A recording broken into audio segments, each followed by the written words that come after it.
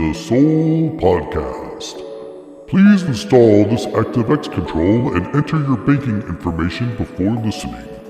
I'm King Sejong, reminding you that Dokdo is number one for everything. History, culture, living, for example. And here are your hosts, Emma Kalka and Joe McPherson. And welcome to the Soul Podcast. This is Joe. And I'm Emma. And we have Sean Lim back from I already screwed it up right at the beginning. Sean, welcome We back. have Sean Lim back. Hi, guys. Yes. Hi. Hello. Hi. Hello. Good to be back. It's great to have you back. Today we are going to continue our talk about Squid Game. Today we're going to cover episodes 3 and 4. But we're going to Emma's going to have a little bit of a recap for us right now. Take it away, Emma. Yep.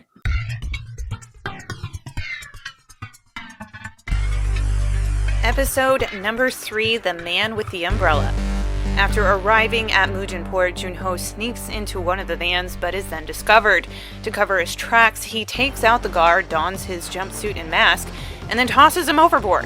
He is called out for not following the rules but manages to convince the other guards that he is one of them, infiltrating their ranks. The players are then changed into their tracksuits, but we see that Sebyok, number 67, is not actually unconscious and sneaks in a knife. When the players reunite in the common room, Kyun decides to start an alliance with Sangwoo, Ali, and Ilnam.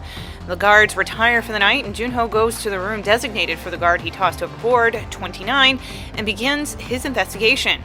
That night, after lights out, Minyo makes a ruckus about needing to use the restroom and successfully gets a guard to let her go. Sebyok jumps in on this as well. While the two are in the bathroom, Minyo sneaks a cigarette and Sebyok uses her pocket knife to break into a vent to scope out the place, forcing Minyo to cover for her in exchange for whatever information Sebyok finds out. This works in hilarious fashion as Minyo essentially claims that she shit herself. While up in the vent, Sebyok sees the guards melting down sugar. However, alone, that knowledge doesn't give her much to go off of. When the two return to the common room, Sangwoo overhears their conversation, surmising that Sebyok knows something. The next morning at breakfast, player 111 gets a piece of paper in his food, which he reads and then eats. On the way to the next game, Sangwoo trails Sebyok and tells her that if she shares with him what she saw, he can help. She shares what she saw with him as the others attempt to guess what the next game will be. When they arrive at what looks to be an oversized playground, they are asked to choose one of 4 shapes to stand in front of: a circle, triangle, star, and umbrella. The suggestion is put out that the team should all choose the same shape, but Sangwoo suggests they should all choose different ones. At this point, Sangwoo now understands what the game is, but doesn't share it with the other members of his team because he's an asshole. Sangwoo chooses the triangle, while Ali goes with the circle, and Ilnam chooses a star. Ki-hoon chooses the umbrella, and for a moment, Sangwoo appears to stop him, but then doesn't because he's still an asshole. Sebyok follows Sangwoo to the triangle. It is then revealed that they are doing the honeycomb game, where they must carve out the shape in the crystallized sugar with a needle without breaking the shape. Sangwoo and Sebyok succeed easily along with Ali. Those who don't are shot in the head. Among the remaining people, Minyo secretly heats the needle with the lighter she brought to smoke to complete the star shape, then secretly delivers the lighter to Doksu to curry favor. He also passes. Meanwhile, in a moment of desperation, Ki-hoon discovers that his sweat melts the sugar, and using this knowledge, figures that if he licks the back of the dalgona, the seam will melt first, allowing the shape to fall out. He begins frantically licking, which inspires everyone around him to do the same, including Ilnam. With just 10 seconds left, both Ki-hoon and Ilnam pass. At the same time, Junho has been observing the whole game as a guard, but is then told that his job is to dispose of the dead and is chastised. Seriously, this guy has like 9 lives. He's then told to do his job and meet with another guard later. A riot then breaks out when one player cannot fathom losing. He stabs a guard with the needle and then takes him hostage with his own gun, forcing the guard to remove his mask. Upon seeing it is a young man, the player then shoots himself. The guard is then executed for disobeying rules and taking his mask off. Junho secretly takes the murdered guard's mask for himself. Episode number 4, Stick to the Team. The organizers hand out food to the players, but it is a measly boiled egg and a bottle of cider. Still hungry, Doksu's gang, at the suggestion of Minyo, who is trying to prove she can play with the big boys, cut back in line to get seconds. As a result, 5 people are left without food and complain. This starts a fight between a player and Doksu, who then beats him to death. While Kyun protests, nothing happens to Doksu, and instead more money is put into the pot, showing the other players that they will not be punished for killing each other, and that it would be to their benefit to kill others, as if this game wasn't effed up enough. Meanwhile, Junho, who is either the world's best detective or the luckiest one, follows another guard to where they dispose of the bodies. He puts on the mask he stole after the last game and walks off, pretending to be a higher rank. As a result, he misses out on discovering a group of guards taking advantage of the large number of corpses to line their own pockets in the organ black market with the help of player 111, who is a doctor. In exchange, he is told the next game, which in this case, he is informed that he must survive the night, as the sick mind who put all this together has instigated a bloodbath during lights out. He is told to stick with the strongest man. This ends up being Doksu, whom player 111 bargains with as soon as he gets back to the room, using his knowledge of the next game to buy his own safety. Kyun's crew agrees to a meetup spot should shit go down. When the lights go out, all hell breaks loose as Doksu's gang proceeds to slaughter anyone they can get their hands on. In the chaos, Kyun attempts to locate his team but cannot find Ilnam. They help to protect each other, and the scene that puts the Red Wedding to shame ends when Ilnam, who has climbed to the highest bunk, shouts out for the killing to stop. The frontman declares the game over and intervenes. A total of 27 were killed in the slaughter, and while the guards are cleaning up the bodies, Junho sneaks up to Ki-hoon asking if he's seen Hwang In-ho, to which Ki-hoon replies, "We don't know each other's names." Ki-hoon's team then decides it's time that they know each other's names, which, I guess I understand why names were not a priority. They exchange names, but when they get to Ilnam, he appears to have forgotten. Ki-hoon then cheerfully covers for him. On the other side of the room, Dr. Deadbody sews up Doksu's wounds, after which Minyo and Doksu sneak off to hook up in the bathroom. How romantic. They then promise to go all the way to the end together. Seriously, girl, don't believe him. Come on. Oh, and they exchange names because that seems like the thing to do at the moment. Junho retires to his room and starts jotting down his notes of the day when he realizes the strange noise he heard before is actually Morse code. Magically, he seems to know what this means and translates it to number 29, the room he's currently staying in. The next morning, the next official game commences with the players being told to form teams of 10. Assuming they are at a disadvantage with an old man and a woman among their ranks, Sangwoo orders everyone to go find one more person, preferably a man. Doksu, being the little cheat that he is, kicks Minyo off the team, as if we needed another reason to hate him. He then forms a team of only strong men. Sangwoo tries to get a man, but turns him down when he asks if his wife can join them, proving he's still got some asshole vibes going on, even though I kind of get it in this situation. When the teams are finalized, Team Underdog, as I should now call it, is still at a disadvantage with an old man and now 3 women. Minyo has inserted herself onto the team in loud fashion. Seriously, you don't need Doksu, girl. And Sebyok brought back another woman, player 240, who I think is Sebyok's soulmate. They are taken into another room, and we all learn that they are playing tug of war. Team Underdog is immediately worried. The guards randomly draw numbers, and Team 1 and 7 go first, with Team 1 being Doksu's team. They win easily, and Team 7 is left literally hanging by a thread, which is then severed by a guillotine, plummeting them to their deaths. Team Underdog is up next against Team 5, and they immediately begin to lament that they are done for. However, Ilnam, ever the MVP, says that he learned as a young boy how to win at tug-of-war, even against bigger opponents, boosting the team's morale. He walks them through his strategy, which they follow, thank God, giving them the early advantage. However, the other team quickly recovers, and Team Underdog begins to lose ground. At this time, Sangwoo manages to keep his wits about him, shouting out for the team to move forward 3 steps together on his count. As they do so, the screen goes black because the creators of the show are obviously sadists. Or just want everyone to binge the entire season in one go? Probably both. And thank you, Emma, for that lovely, snarky recap. Just had some fun with it, you know.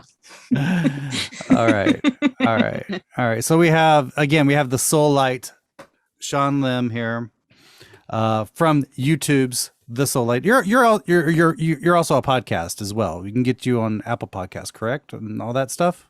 Oh no podcast No? yet. I did have one podcast a long time ago, but I folded that. That's fine because your YouTube is really cool. Thank Really you. cool. But you did do an episode about Squid Game. Would you mind just give us the elevator pitch of what your thoughts were? That we basically have been playing a Squid Game in Korea for decades. That it may have been a commentary of society now, but even still, like we've heard from the director, he had written the script 10 years ago. Yeah. So already it's been in our past. And he's probably already been reflecting upon like the indications of what he's been seeing in society before then. But the actual specifics, maybe with the way that the economy was going, is pretty much now. But the tensions, the way that people treat each other, the viciousness, the way that society is just kind of like this game of like brother versus brother, and just like a little bit of the callousness. I think it really does portray this post-Korean War society. And the reason why I said that is because it's more reflective to me. When I saw it, it felt reflective because the games are old. These are old games from the old man's perspective. And so he's kind of putting these people in this situation of like making them fight. And it kind of reminded me of like how it was just like this rough and tumble world after the war. People were just trying to get their hands on money or power or anything. And these were the people who end up in the Squid Game that probably didn't end up on the winning end of it. That's why it's sad. But you could say that the people who pretty much had the same wild, wild west mentality and viciousness probably are running our, top 20 conglomerates. Yeah. They're just on the winning end. Yeah. It's shown that the winners, you don't necessarily win because you're the strongest or the most gifted. It's because you play the dirtiest. Yeah. In a way. Yeah. I mean, I came out. Yeah. To me, it seemed totally Marxian angles, even metaphor for capitalist society, for capitalist society. Yeah. Even some Thomas Malthus in there about how you need to keep everyone at a subsistence level of survival, in order to keep the economy going. To me, it totally. It's always been. This is what was the most fascinating thing for me, and I didn't say this last week. Was it went into the metaphor too, all the way down to when they were taking the vote to quit the game. As in, this is the metaphor for like, this is your chance to get rid of this system. Yes, and yet he knew that they wouldn't. Yeah, because they were wouldn't gonna come really back. walk away. this is how society is like, your chance of winning that big pig in life is so slim. But you'd rather risk dying. And risk dying than to get that. Then not even try at all. Yeah. And also it shows that actually the people who complain about the system also have a responsibility for its continuation, because in Korea we're continually trapped in it, because if you're not working at Samsung or for one of the top conglomerates, you may complain and really say bad things about it. But the moment your kid or grandkid gets a job there, you're like, hallelujah. So, you have to have a little bit of consistency there. If you're basically exposing yourself as just selfish. Like, if I can't have it, then I'm complaining about it. But if I have it, then screw anyone else who doesn't have it. Mhm. And if you are going to participate in that, no matter whether you're on the winning side or on the losing side, you're still upholding it. So everybody has a part to play in whether it continues or not. And so even the people who say like, oh, we're like kind of on the losing end of this, if you go back to that game, then you're just as bad as the one who's operating the game. Yeah, the lesson from the Matthew Broderick movie and Ali Sheedy movie War Games is the best way to win is not to play. Exactly, because that was the test that of course, like we all kind of maybe get blinded by Mr. Konyu's beauty when he is there, but he is essentially filtering people to play the game, right? And so already in that message right there is that these people want to play the game. Yeah. Mhm. Yeah. Well, and I was just curious because, like, especially, I think it was the third episode, right? It was one of these two episodes. You know, we go behind the scenes and like the guy in the black mask is like, keep an eye on the people who didn't come back. Exactly. That was the creepiest because they knew, and like they predicted it so well. And then you know it wasn't really fair because they were saying like, oh, this is supposed to be like the last fair shot before they die, but they were going to the implication was if they didn't come back, then they were just gonna round them up and probably silence or kill them anyway. Yeah, just like, okay, creeps. I don't because they can't expose the location or like what they saw, or like, and they can't skip any games. They can't skip the games unless they're going to do some makeup games for the crowd. Oh god, could you imagine? I can't even imagine. Like, you're just like, you know what? F this, I'm out. I'm gonna figure my own way out of my debt. Yeah. And then you're just going about and like life is still pretty shitty because you're still horribly in debt and trying to figure a way out. And then suddenly they show up again and they're like, nope, you're back in. Like, you're back in. And also you don't completely know the rules ahead of time. Some people learn the rules ahead of time and are able to get ahead.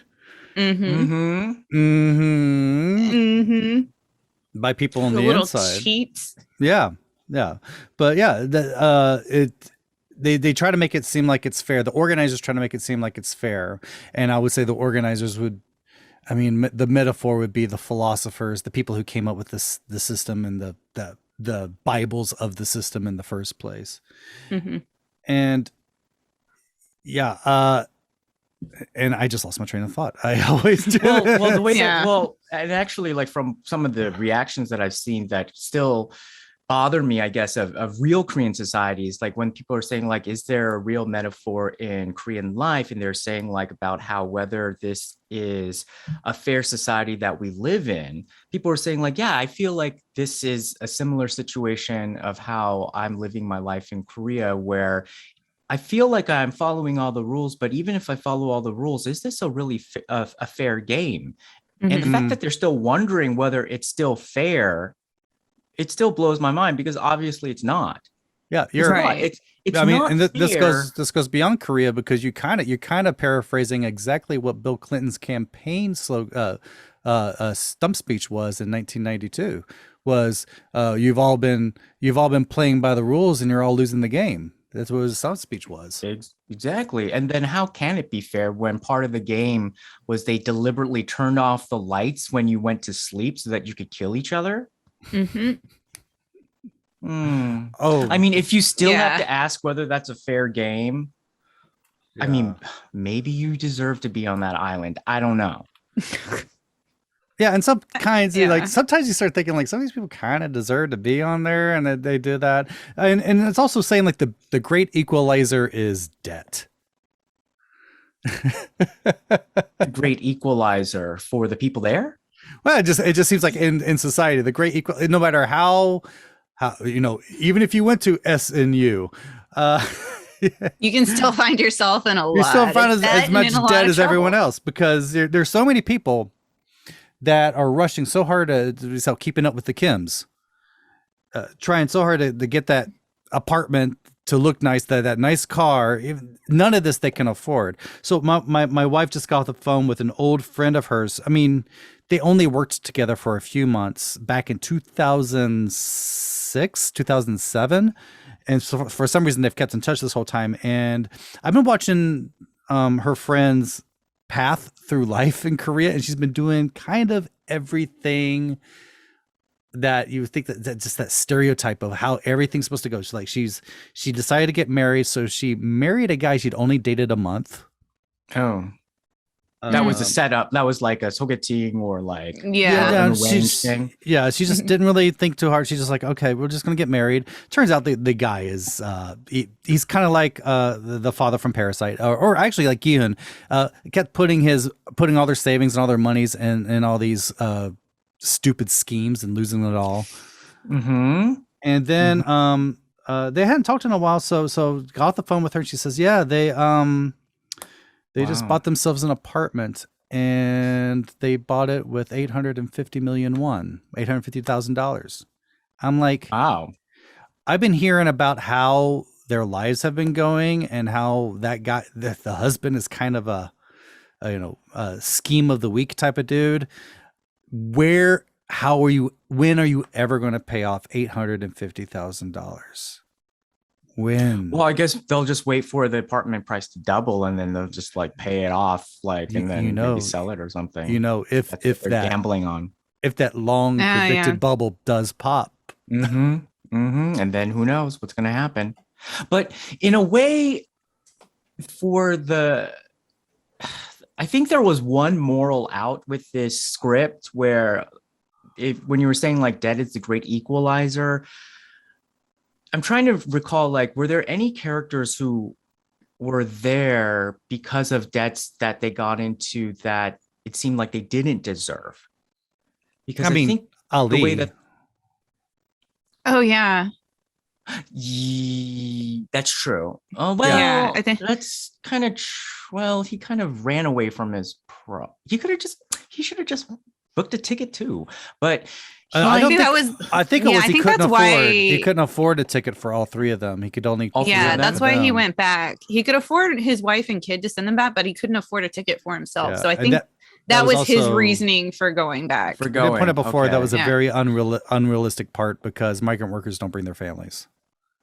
Interesting. Yeah, so maybe his was a little bit weird, but like the other characters, it seemed like they all kind of had like that impulse that got them into trouble. Yeah, it was self-imposed. Yeah. Well, you could make an argument for Sebyok, the North Korean refugee, because her debts were because she was paying off a trafficker to basically get her and her brother and then the rest of her family. Yeah. So her reasoning for going back was because she met with the guy, the coyote, I guess. I'm not sure I'm not sure what they call him in Korean, but that's kind of like like a Mexico type of thing. That was like a very American reference there. Sorry, in Korea, I think they're called coyote. Oh, wait, don't shit with me right now. No, but yeah, she goes to meet with them, and she ends up making the decision to go back because she needs more money to get the rest of her family out, and she meets with her little brother, and he's like, I really miss our mom and dad. Yeah, which is like, okay, maybe that wasn't really debt, was it? That wasn't really debt. That was just money she needed. Not so much she just debt. Needed some money. Yeah. It's people in desperate situations, I guess. And she's willing to risk it all. Yeah. So, I mean, I think it kind of shows like what people were willing to do in Korea, like throughout the decades. Like it's essentially that, like she needs like some cash like that she has no access to for like a huge reason.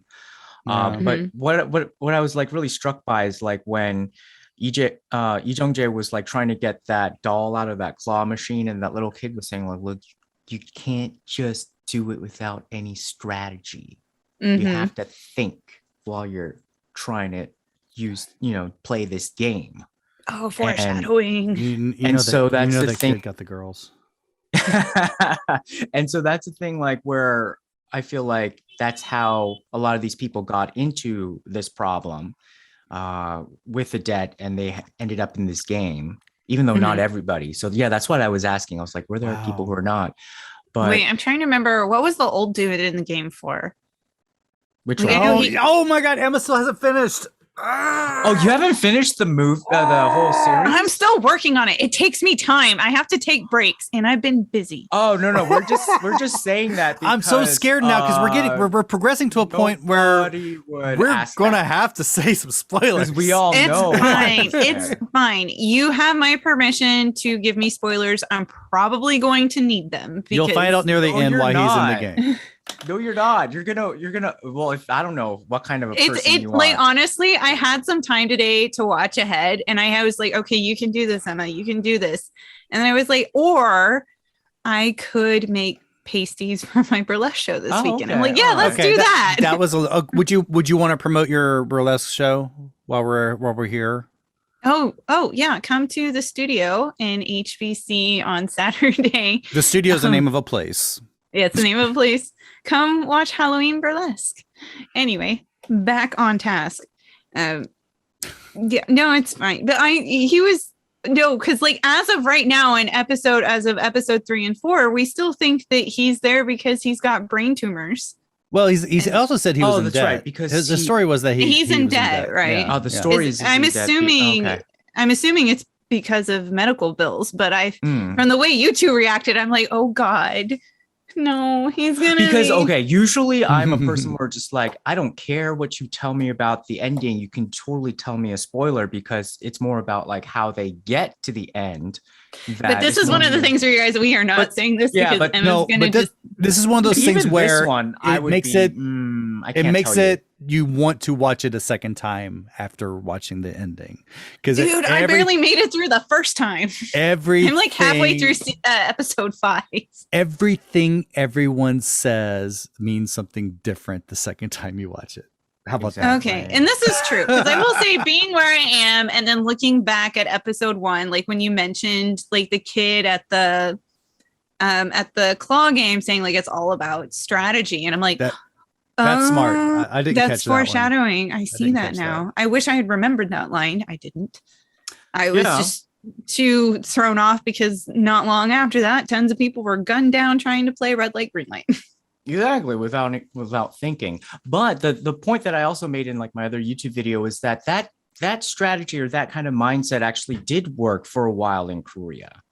Mm-hmm. And so these people are being punished for it now, but other people who did go crazy like that, they just like, you just needed to show up first and just like run across anywhere and like stake your claim. And then because there was nothing, there would always be some growth. So like you just bought an apartment anywhere, it would go up in price, but now you can't do that.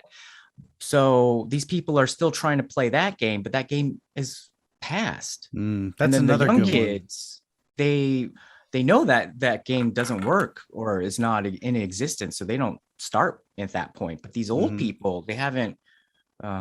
Poor Lee Jung-jae, he's old now, but he hasn't been able to transition. Yeah, he's still trying to get an apartment at Richinjia. Yeah. Oh, in Hannam-dong? just they're making fun of. You read those articles about how younger Koreans are kind of embarrassed by the names of the types of apartment complexes their parents want to go in. Just the ostentatious names, so like Richinjia. Honestly, I would just stick to villas. Yeah, but I'm going back. I'm going to Miami, so I'm not sure if I have much. Oh, so you decided it's Miami, not Texas. Oh no, we had decided. It changed. For reasons outside of my control. But it's now Miami. I'm now adjusting to Miami. Miami sounds cool. I mean, beach. I can go to the beach every weekend. You want to come visit, Sean? I'll take you to the beach. Of course. I'd love to. And it's so weird for me as a Californian to go, when I went to Miami, is that the coast is on the other side. The opposite side. Yeah, you watch the sunrise, not the sunset. And then also, that's all right. I can take you to the other side of the peninsula too. I actually used to live on that side. Like I always knew, like if I had the ocean to my left and I was walking, I'd be walking north. No, it's not. The opposite. It's the opposite. Yeah, on the other side. So I was just kind of funky. This is weird. Yeah. It's odd to get used to. I guess. But the water's much nicer there in Miami than California. Is it? I thought there'd be more jellyfish. Probably, but the water's warmer. Anyway. I'm from that area. I'm not from Miami. I'm from the northern part Gulf Coast of Mexico. Yeah. Anyway, back to Squid Game. Yeah, I was going to point out. Yeah, another way that we show that this is really a fantasy is we do have a proactive, competent police officer. I saw that note and I started laughing because in my head, like I'm watching him and I'm like, how is this guy not getting caught by the other people? and Sean, I'm glad to have you on this week because we know how you feel about this.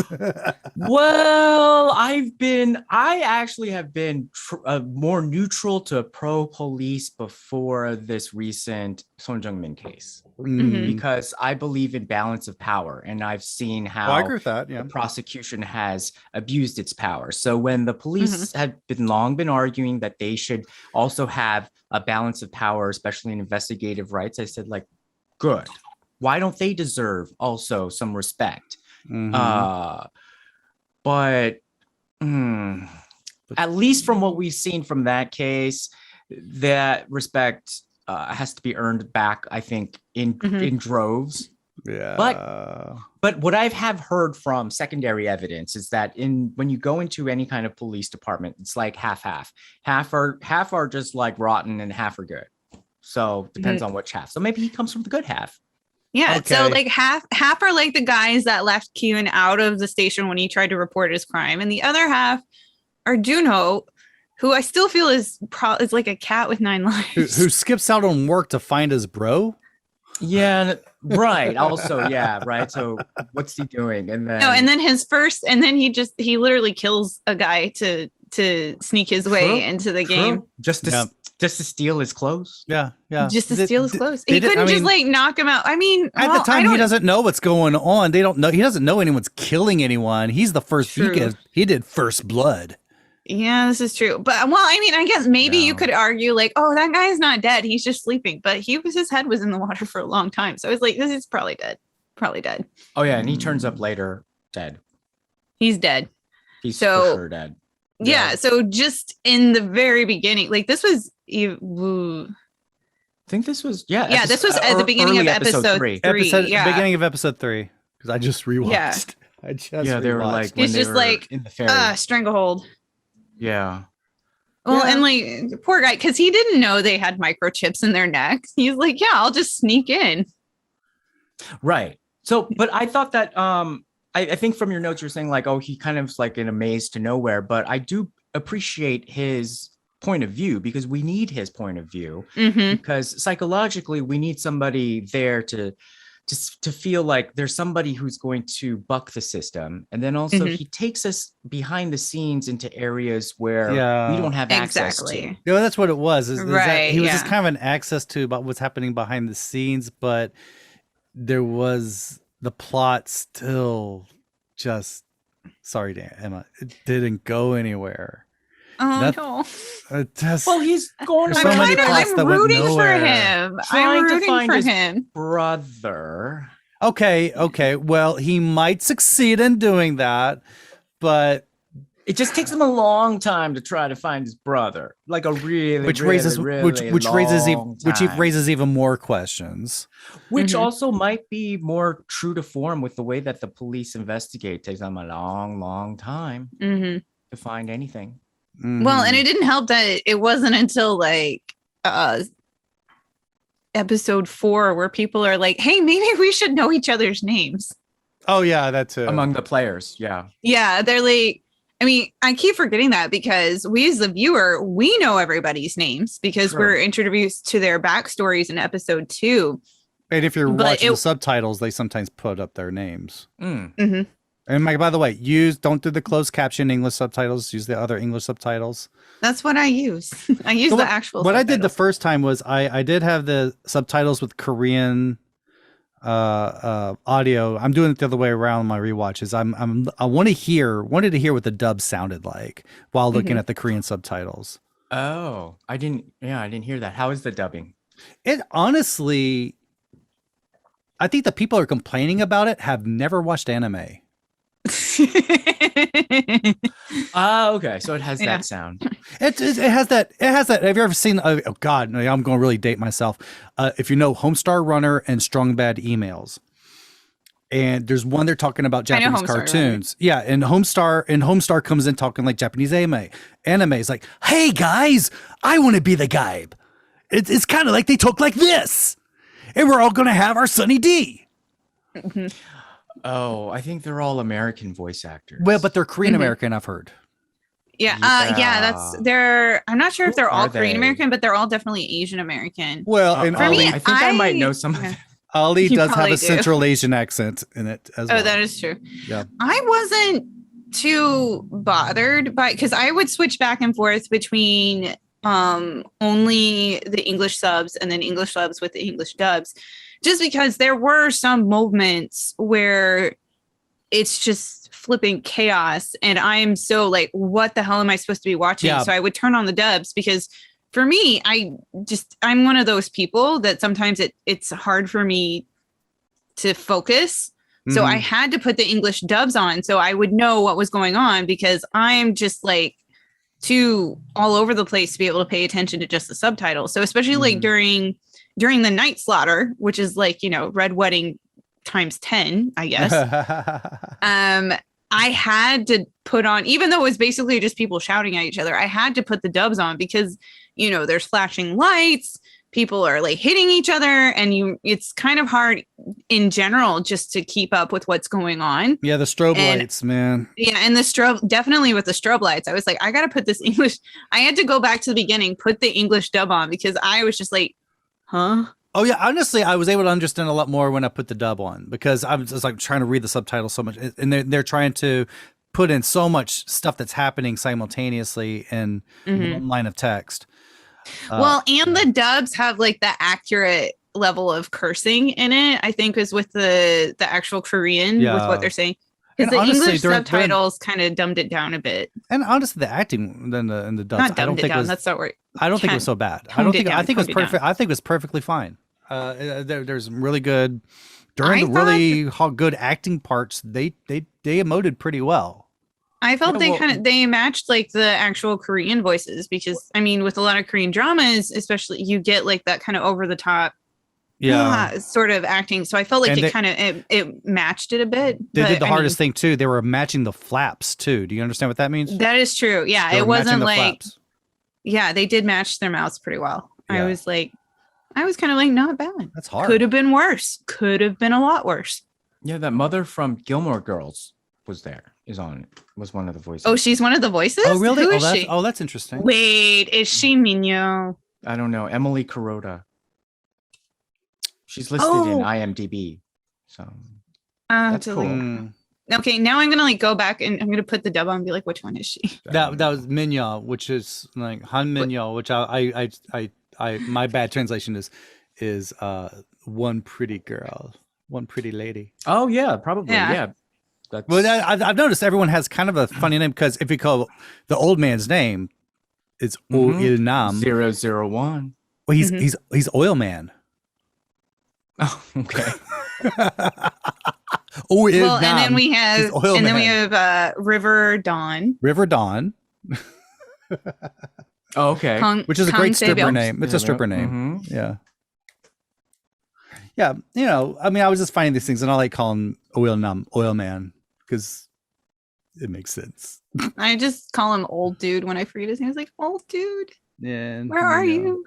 And he says some stuff that really, okay. So people are always bringing up about the translations and such. We discussed that in depth last episode. Yeah. Oh, okay. With Michael Hurt, who did that was my warning too. Please don't go back into that too much. Yeah. Oh, really? I mean, well, unless Sean has opinions on the translations. It didn't jar me as much as I think other people. No, I think the people that are complaining about it, they don't live in Korea, and they're not used to seeing subtitles and audio on two languages they understand. It feels like, And it's like, if you've ever watched Hollywood movies in a Korean theater, if you ever watch Star Wars, man, and you see the Korean subtitles, they're Right. It's very simplified. It's Cliff's Notes of what they're saying. Right. Yeah. I was like, that's how it goes. It could always be better. Yeah, it could be better, but what they were complaining about was like, they don't know the cultural connotation of using oppa and ajuma and what she was trying to say. Yeah, actually, I just like recently just flipped through it and they used the word babe. Yeah, that's what I saw. She was calling him babe instead of oppa. She was like babe. Which I felt was like actually a step up. Like I think that's an fine. upgrade. I think that's fine. Yeah. That has more of a connotation than I think matches up with a translation would be if it was like 5 years ago. Yeah, there's one time where when Doksu first and Minyo first talk to each other, he calls her Ajuma, and he's just like trying to poke at her because he's trying to. She and Sebyok are trying to, they're with the gang, and Minyo is trying to get in the gang, and he calls her Ajuma, and that's why she got so defensive and talking about, hey, you want someone with me rather than this skinny girl over here. She's pointing out like, yeah, I might be Ajuma, but then again, I'm Ajuma. Right. Yeah. Yeah, like I'm Madame. Yeah. Lady. Yeah, you just have to say lady. I think that would have worked. I'm lady. Well, I don't know if she's a lady, but well, she ain't no lady. Oh no. I like. Have you watched the honest trailers of Squid Game?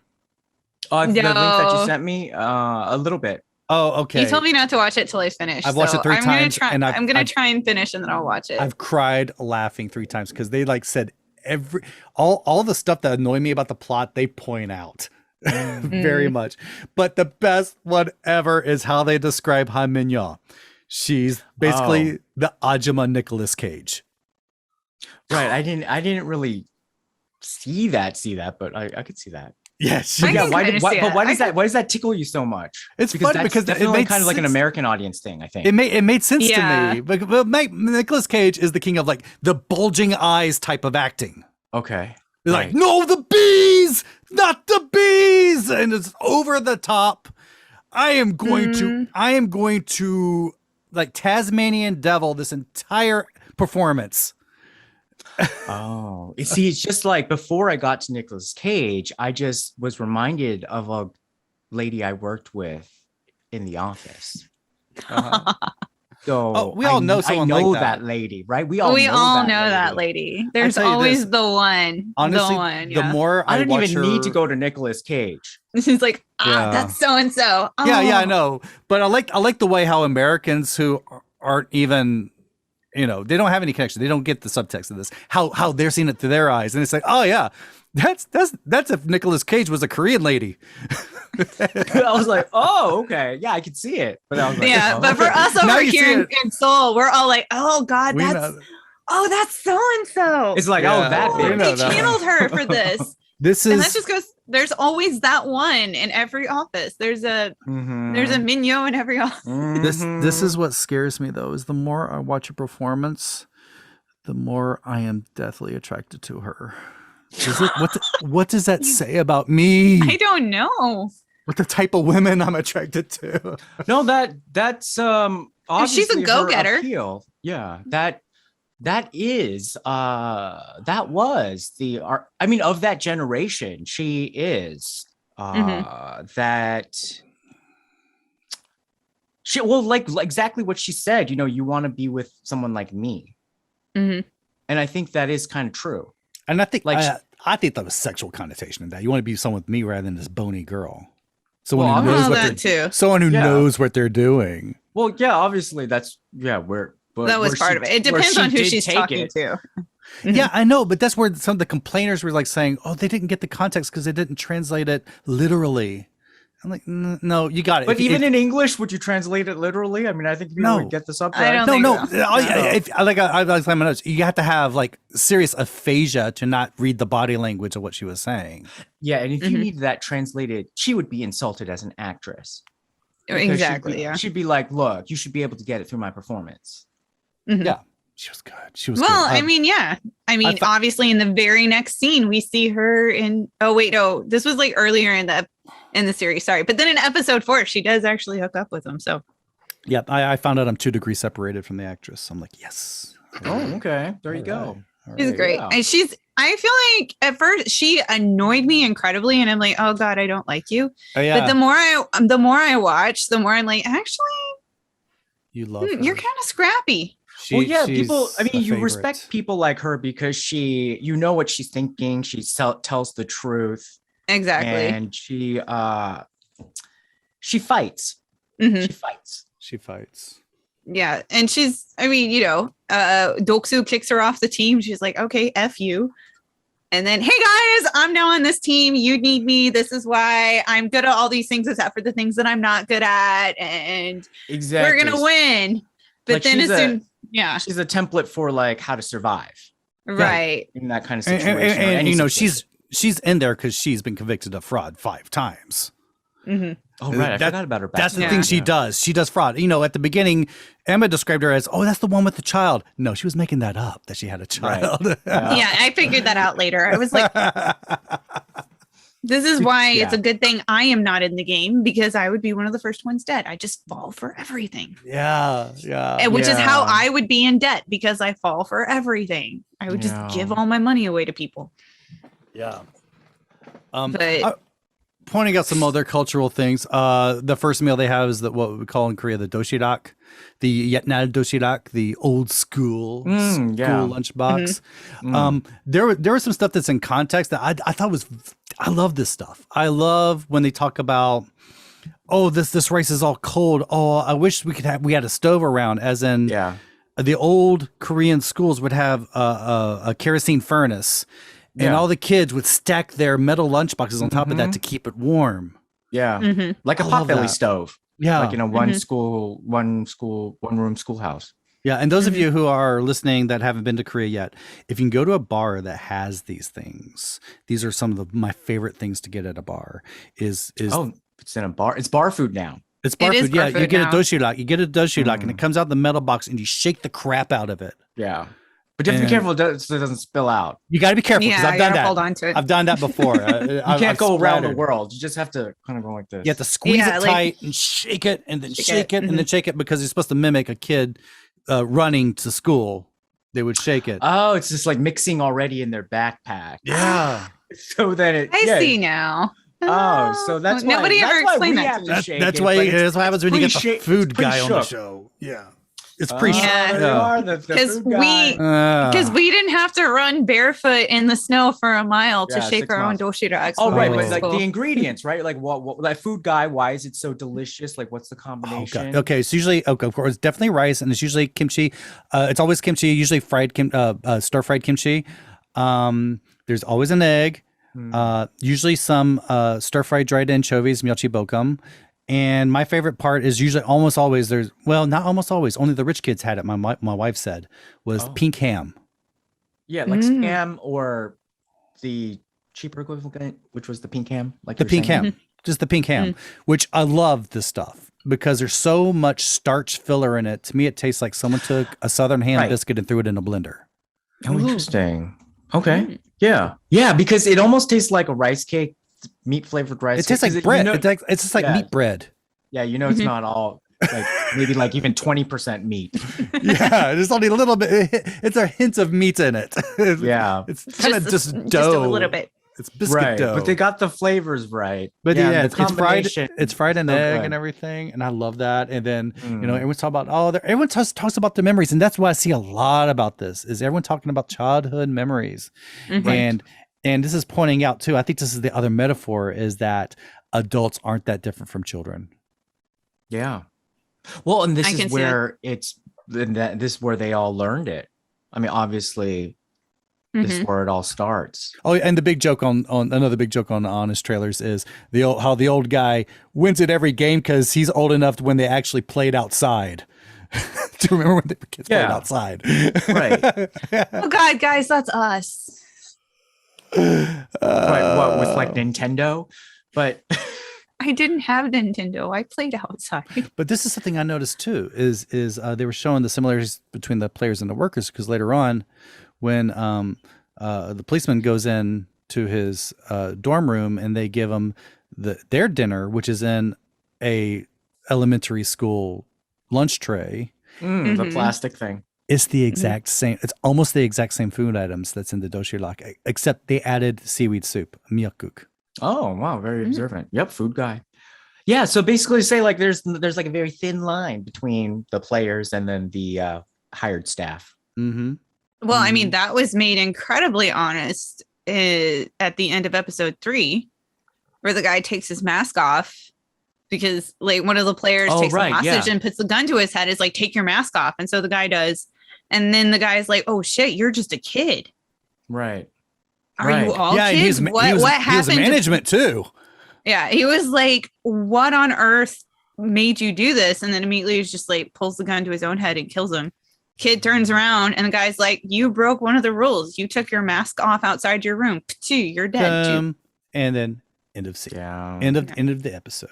Which again, that's why I'm just like, Juno is the cat with 9 lives, because he keeps breaking rules and nobody shoots him. Yeah. Also, but you notice this, another parallel with the players is the workers also have 3 rules. The players have 3 rules. Right. The workers have 3 rules. Yeah, that's right. Don't leave your room after night. Don't take your mask off. Don't speak unless somebody superior tells you to. Yeah. Yeah. Right. Yeah. I'm surprised. I rattled those off like that. Wow, you know this stuff. Okay, the big question everyone wants to know about Han Min Yam. Which orifice did she pull that stuff out, her cigarettes out of? I know. Which one? Obviously. I don't know, man. Well, where do babies come from? That's the orifice she pulled it out of. Okay. I mean, I did. Okay. As a woman, if you're hiding something, why would you stick? No, I don't you would put it up the place where you're used to holding things. She was handling the condom a lot with her hands afterwards. So I was thinking, okay, if I was sticking it up in the backside, I wouldn't be touching it like that. Okay. Well, and then also, like, you don't really need to use the kangaroo pouch like on a daily basis. No, so it could be used for storage. Oh, that is true. That is true. You have heard of tampons, haven't you? Not in Korea, but yes, I have. It's a thing even in Korea. Yes. Even in Korea, people wear tampons, and not just foreign women. Tampons are not like this alien thing. So, okay. And yeah. But I also found it interesting. It was pretty big. Like it was like an unrealistic capsule. Probably not completely comfortable, but possible, you know? Yeah. And to think about her jumping around and doing all this acting and stuff, and she's had this thing stuck in her this whole time. Good work. Well, I mean, if she's doing this before. I'm pretty sure they didn't make the actress actually stick her. No, but I have an imagination, and I thought you were fixated on her. You do like her that much. I was really interested. You're fixated a little bit too much. Yeah, to be her method acting director right now by proxy. Okay. No, I saw that. I was like, genius. Genius. Okay, yeah. If you're about to go into some place and you're like, I need to hide something, makes sense. Yeah, I know, but Sebyuk didn't smuggle using that method. Well, no, because no, I'm just saying that. But I also thought really interesting as what device each one decided to smuggle in. What was their priorities? When they were coming in. Mino is like lighter and cigarettes, which the lighter ended up coming in handy later. It actually came in handy. Yes. Yeah. Sebyuk, a pocket knife, which I'm thinking that's just like a given. If you could sneak in a weapon, obviously. Which is also a tool. Yeah, but then she ended up losing it, didn't she? I think that Doksu ended up with it. The other guy. Yeah, Doksu ended up with it at some point. I think in episode 3-ish. It was after the night battle, and then it was confiscated from him. Oh yeah, because he grabbed it and then they took it. Right. Yeah. I also felt weird when she was looking in at them making the dalgona, the sugar stuff. It didn't look like it was melted sugar. It looked like it was like. Yeah, because it was green. Like my note was like, what is the green? It looked like stuff? water. It looked like water. It looked like something. I was like, are they poisoning them? That's why I like after any eating scenes right after that, I'm just like, waiting for people to start dropping dead. I'm like, they poisoned them with rat poison. Yeah, I mean, obviously, what I was guessing is what they were trying to do. They were showing that the sugar's already melted, and they were adding the baking soda to the sugar. Okay. That's what they were doing, but it was just too runny to be melted sugar. So that was me just nitpicking. It's not a big deal. Yeah, that was send it to the But scenic nonetheless, designer. again, Han Min Ya, Okay. the acting in the bathroom to keep the guards out. Oh yes, that was amazing. That was amazing. The best. Deserves an award for that. Yeah, I know. That was great. As in, all of you acting students, all of you aspiring actors, take that and use it as your audition monologue. Oh God, why don't you have toilet paper in here? I guess I'll just use the same. She was actually, yeah. She does was seem like a committed. theater actress. She was committed. With a lot of experience. So The way that she was doing that. I loved it. The thing I'm going to bring up to Gi-hun, chocolate milk. More reason to hate him. Because he's such a spoiled little kid still. Don't you have chocolate milk? All right. Anyway, But that was a very important reference to link why the old man was able to say, "Oh, you probably got hit a lot as a kid, huh?" And he's like, "How do you know?" It's like, "Oh, because my kid was like that." Yeah. Yeah, because my kid was like that. Yeah. Mhm. Okay. See, it makes sense the next time. Mhm. Emma's going crazy right now. Like I'm like dots are connecting in my head, but I'm not completely sure. So I'm just gonna keep it to myself until I finish. But I mean, we do learn of an interesting subplot in the 4th episode with the Oregon black market stuff. Yeah, it's interesting until it is not interesting anymore. Which I know, and that's literally like the next episode. Yeah, which we'll talk about next week. It's I'm going to complain later. It feels like J.J. Abrams and his mystery box things. He loves to make mysteries that are never solved. All right, and then it just he just abandons his mysteries, and there's like these are plots that were just abandoned. True. Like I mean, suddenly we've got like player 111 doing autopsies. Like, why is he doing autopsies? Yeah, I know, out in the middle of nowhere, and it's like, what are they so poor that they're having to do that? The workers and the soldiers, and it's only just workers and soldiers, no management, by the way. It's the workers and soldiers working in tandem. This is very Marxist right here. Doing this to sell organs on the black market. I mean, what are they really? Are they not paid that well? Really badly? Well, I think they're basically it's another statement where like if there's any room for some sort of like corruption or some sort of shadiness, people will take it. Okay, so they represent the underground crime mafia. Well, yeah. They represent the underworld. The opportunism in Korea that people can't trust anything. Yeah. No. You have a hard exit you have to do, right, Sean? Yeah. Is it? Oh, it's 8. Yeah. Anything else that you want to say? Anything you want to say? Because I think Emma and I could just continue. Well, one thing I wanted to say was, especially with 3 and 4, because we saw the Talgona game, and then we also saw the tug of war. Yes. Not the conclusion at the beginning. What bothered me a little bit in some of the media reports where people were interpreting like, why is this so popular around the world? I wanted to get your opinion on this. Like there was one kind of like analysis through line saying like, oh, it's because of the traditional Korean games are really appealing to an international audience. I was like, are you kidding me? Like tug of war and like licking like candy. That is not the appeal. It's a whole fucking drama around it. It's the suspense. But I do think the Dalgona thing, the Koreanness of it is appealing. I think some of the better Korean pop culture that comes out works best when it's unapologetically Korean.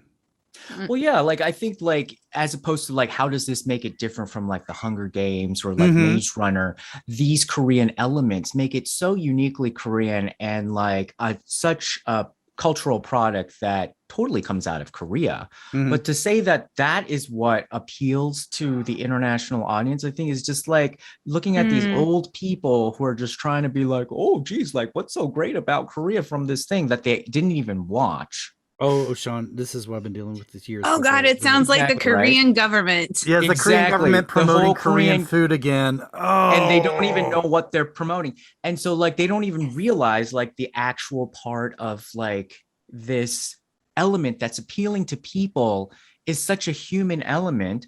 And then you could totally tell, like in this one Korean news report, that like this interview that I saw, like they were kind of forced to say like, oh, it's also because of the themes of like love and friendship. I was like, which is only in Korea. No love and friendship in here. It's like the opposite. opposite. It's like hate and betrayal, honey. Like, what the hell are you talking about? Love and friendship.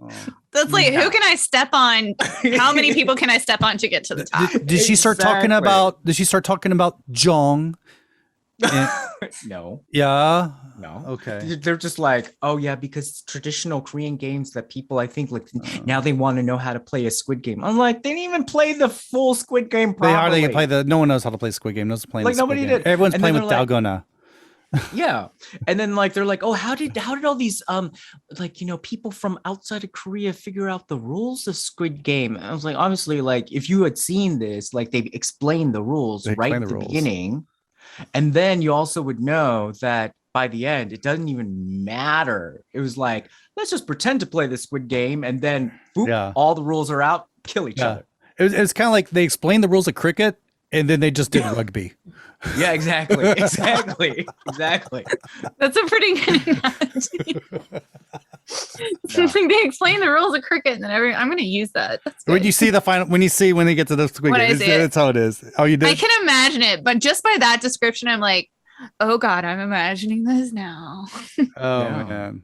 Well, anyhow, so I just thought that like that was like such a way to deflate this kind of thing. And so like, I don't think we should listen. Yeah, these people, they need to get a grip. It's funny how all the players are coming out whenever something gets big. Remember when Gangnam Style got big? All the players come out to try to pontificate on it. We got the government officials talking about, and when they're saying this stuff, they're kind of implying, well, we are superior, we're higher, and we're bigger on the hierarchy now.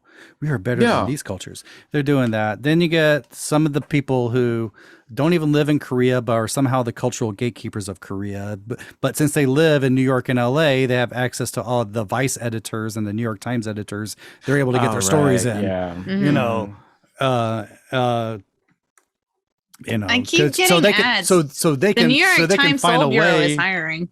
Yeah. Okay. Well, I mean, so that they can use all, you know, their university thesis paper on colonialism, make that work into a New York Times article. Yeah. Well, let them think what they need to think. But they're controlling the microphone. Yeah. That's what gets me. And then you have people like us, you and these white people talking about it. Yeah. So I don't know like how far like that voice goes these days, but I still just wanted to bring that out. I was just like shocked to even hear that in 2021. I was just like, man, because you know, like they call it kukbong, you know, it's kind of like I don't know, like nationalistic OxyContin, like people just drugging themselves. I call it cultural masturbation. Yeah, exactly. So anything like that. It's just like, ooh, like this type of people need to be removed from the government. It's the they like us syndrome. Oh, look, Gwyneth Paltrow likes bibimbap. They like us. It's like, can you just take it to a therapist instead of just subjecting us to all of that? I'll tell you a story sometime, Sean, when you have time. of my personal interactions with government officials. On this Yep. Wow. And I'm sorry that it had to be about something so intimate as food. It is. All right. Well, Sean, tell us where people can find you. You can go to thesoulite.com or to my YouTube channel, which is also The Seoulite, TheSeoulite. Thank you so much for coming back. And thanks for having me. I love hearing your dulcet tones. Thank you. All right. So, we're going to continue. Emma, guess what? What? Sangha went to SNU. What? Seriously? They will not. I mean, this is another thing Honest Trailers makes fun of. Is like in Song, and of course they mispronounce all the Korean names. They go in Songwoo, the only man in Korea who actually went to college. I'm not gonna lie, with the way that they keep bringing up the fact that he went to SNU, it actually reminds me of my first date in South Korea back in, oh dear God, when was this? This was back in 2008. And I didn't even know it was a date until right before the date. Oh no, really? Because yeah, okay. So basically, I'll try and tell the story very quickly. Okay. So basically, I used to teach at an adult language institute. He was studying very intensively for a month with another person that he was entering. I need to clarify: is it adult language or adult language? Are you teaching adults, or are you teaching adult language? No, just teaching adults. Just teaching adults English. Okay. Anyway, he was a student that I had for about a month. At the end of it, after his classes were finished, he invited me out to dinner, and I thought me and the other teacher that we split teaching him. I thought he was just like, I want to say thank you for being my teacher. He was like, how old was I at the time? I was 23. Mm-hmm. And, had been in Korea for just a few months. Mm-hmm. And I was like, oh, so yeah, he's taking both of us out. And so I was like, cool. Yeah. We set a place and time, whatever.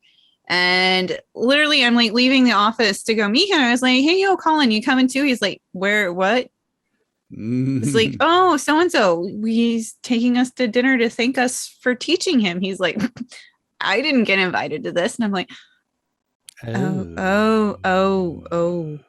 But it's too late to back out, and I'm too polite to do that anyway. Yeah, because that's so I go, and it's like this nice, like izakaya sort of restaurant, and he gets like the most expensive sashimi and like the most expensive sake. Yeah. Of course, this is just all whatever for me because I'm just like a girl from Oklahoma who moved here from Fort Myers, Florida, and I'm just like, cool. I have no idea how expensive any of this is. I didn't get to look at a menu. He just ordered stuff. And I'm like, oh, he didn't show you the price? Okay. Because sometimes people like want to show you the price. Oh no, he didn't show me the price. He just assumed I knew the price. Oh. And then like the conversation was basic because he was actually just a year older than me. Oh, okay. And he just graduated from university because, with, or maybe he was 2 years older than me. No, he was a year older than me. Because, military service and stuff. Yeah. But he was like, so I just graduated from Seoul National University. Again, remember, I had been in Korea for 6 months at this point. Yeah. So I'm like, oh, is that a good university? Yeah. And he just stares at me like, yeah, it's like one of the top 3. I'm like, oh, I'm like, oh, cool. I didn't know. That's really great. Wow. Yeah. Cool. He was like, but you understand because you went to a private university. And I'm like, I went to like a private Christian school in Northwest Arkansas that's like maybe ranked 300 or something. I don't know. Yeah. He was like, oh, well, I just got this job. I'm going to start working at McKinsey and Associates. Oh, okay. Yeah, no, but see, this is how bad I was. I was like, oh, is that a good company? Oh, I mean, when you mentioned that, it does impress people, but then the people I know that actually work those jobs, I'm like, oh God, they don't pay you crap. No, because at the time, I legit had never heard of McKinsey and Associates before. I had no idea. I thought it was a Korean company. I was that much of a, It's kind of like one of the bridges to help you get out of teaching English as a career here. It's one of the lifelines. But yeah, so basically that was the whole day. I think he brought up SNU several times. And I'm just like, this means nothing to me. I don't.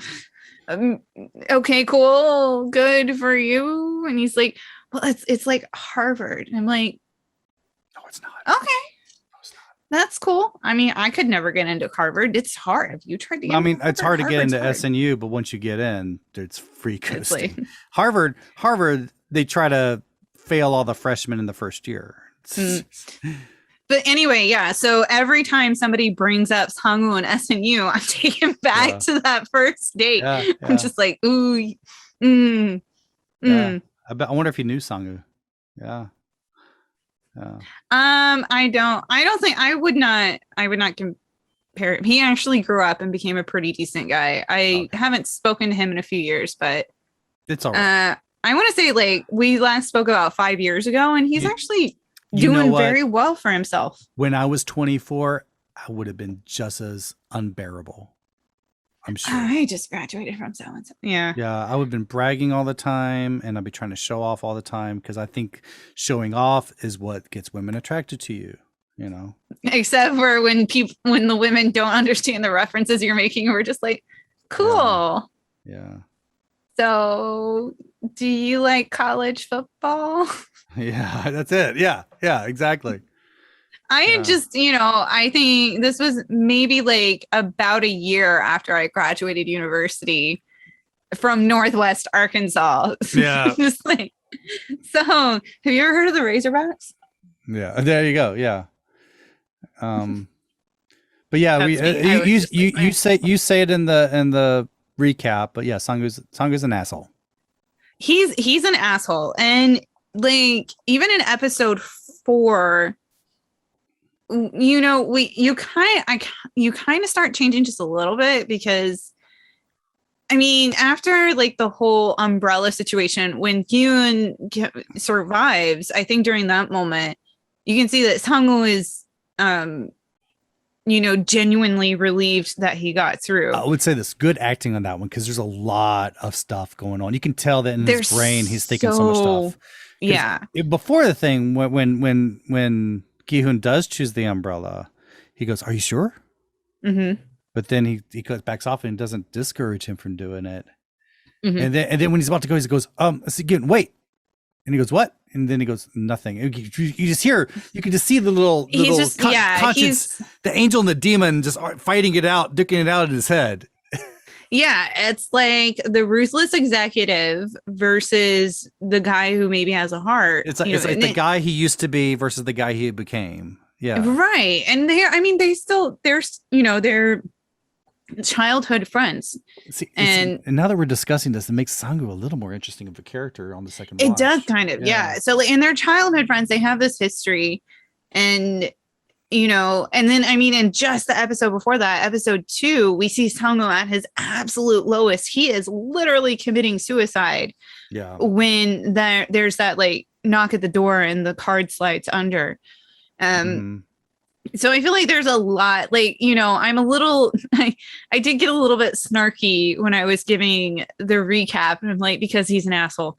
And yes, he was acting very much like an asshole. But I think the farther you get into the series and the more you kind of see Sangwoo he's starting to struggle with it, and like in that moment exactly where he has the opportunity to tell Gi-hoon, like, hey, wait, no, don't choose the umbrella. Like he goes back and forth and he's like, never mind. Yeah. But then I think in episode 4, when, we understand like, okay, they have to be together as a team. We see Sangwoo kind of starting to step up into like this leadership position. Yes, and I think it's kind of starting to hit him like, okay, yeah, ultimately I'm looking out for myself, but also I'm kind of looking out for these other people. Yeah, you're starting to actually see growth in him, which is something you rarely see in Korean dramas, it seems like. Yeah, you're starting to see a little growth in his character. Bring it up to Ali says when he gets his circle, when he goes to the circle and he's like, it reminds me of the moon in my hometown. Where I'm from, yeah. It's like, well, because no one else has the moon. This is what gets me is like they're trying to Forrest Gump him. Because a lot of the times, and I'm noticing it even more that I've said it before, is like he's always having this subservient smile, and some people have, some friends of mine making this thing, they're displaying to the Korean audience about how the migrant workers who learn Korean, but they also learn the Confucian hierarchy and how to properly behave, and they're doing it to an extreme, and it's supposed to show like they can integrate in society and they know their manners. And this is supposed to appeal to Koreans, but it's also, God, it's just, it feels uncomfortable for us. It feels uncomfortable because Everyone else is serious, and then he's all smiley. It's just like Kim, Tony, and Itaewon class. Everyone's all serious. Oh, how are we gonna beat this guy? And Tony's like, hey guys, what's going on, man? Hey, you want to see my new bag? Yeah, but I will say, and we'll get into this in our next podcast when we're talking about episode 5 and 6. Yeah. But even at the very beginning of episode 5, I think you kind of start to see that shift in him a bit. Nobody's happy at the beginning of episode 5. Yeah, that is true. That is true. He's starting to get down. That is true. But they were still kind of making him a little Forrest Gumpy. It's like he's a muscle. Yeah, this is the first time I figured this out too. Yeah, I'd see this time that he's also considered the muscle of the group. Right, because when he was explaining the strategy, I just now caught this. Because when they were explaining the strategy for tug of war, they're like, you want to put your strongest person in the middle. Ali's the one in the middle. At the end. Oh, at the end, right? Wherever, that's Ali, right? Yeah, that's Ali. But also before then, they just kept talking about, Gideon's like, you had to see the strength this guy has. He held me up during the red light, green light. The strength of this guy, and I think they were trying to paint him as like is the dumb strong guy. But I feel like the big heart. Yeah, but he's also I feel like he's a little bit smarter than that, because there is oh wait, no, sorry, this is episode 5. I'm getting ahead of myself. I'm thinking of some he had some comebacks. But he is a lovable guy, and there are just these little things. See, everyone sees this is such a Rorschach litmus test for everyone. Everyone sees something in there. Is the gatekeepers see something really with the translations? The government officials that Sean was talking about, they see something about how we can prove that our culture is better than everyone else. And then those of us who are in the society as the outsiders, we're very sensitive to how the outsiders are depicted. Yeah. Yeah.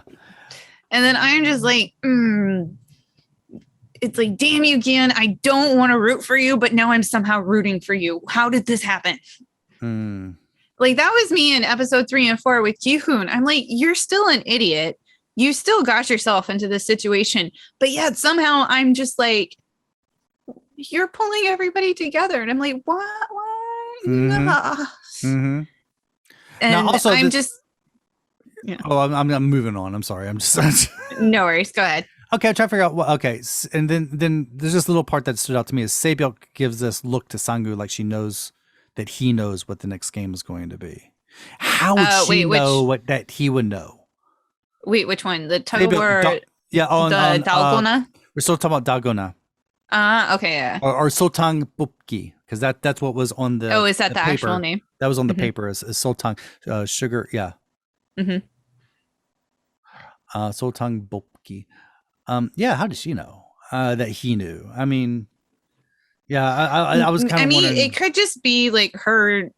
Maybe she's just naturally suspicious of everyone. She's just being the cool hand Yoja, like I was saying before. I could see, maybe, I don't know, I could be reaching here, but I imagine that if you're a North Korean refugee, you're just always kind of suspicious of people. That is true. And maybe that's just kind of like, that kind of manifesting. She's stuck in this game where it's basically you win or you die. Yep. And then this is before the bloodbath, but I would just, maybe she's just one of those people that's just always suspicious and is like, I sense that you are a person who holds your cards back and you probably know something. She might not even, it might not even be that she knows that he knows the game. And maybe she's just like, you know more than you're letting on right now, whatever that could be. So it could be interpreted in different ways. Maybe, it might not be that she was like, you know the game. I know that you know the game. It could just be her being like, you know more than you're letting on. I'm not quite sure what it is, but you're not being truthful about something. Yeah. And then after that comes one of the most annoying things I have with Korean dramas with the editing tropes is the bonk bonk on the head flashback. In which, we have to remind everyone of what happened 5 minutes ago. In which they go back in time and they show where Sangu, well, he got the paper out, which we already saw him get the paper out before, of this bread, and he reads what it is. The only big difference this time is not Sangu, player 111, not Sangu. Not Sangu. Oh, sorry, not Sangu. 111. Yeah, the doctor. Sorry, the doctor. I call him Dr. Dead Body. Dr. Dead Body. Okay. I think it fits. Dr. Dead Body. Okay. I mean, he is the one that's harvesting all the organs. He's cutting into dead bodies. So he's Dr. Dead Body. Yeah. Dr. Dead Body. No. Yeah, no. It was like, they were just like, oh, wait, we have to, as if it wasn't obvious, even though we couldn't read what was written on the piece of paper. You know, it's like, oh, well, I wonder what was on the piece of paper. Yeah. And then, it's like, oh, we got to go to the back, bonk, bonk on the head, flashback to remind us that he knows something that they don't know.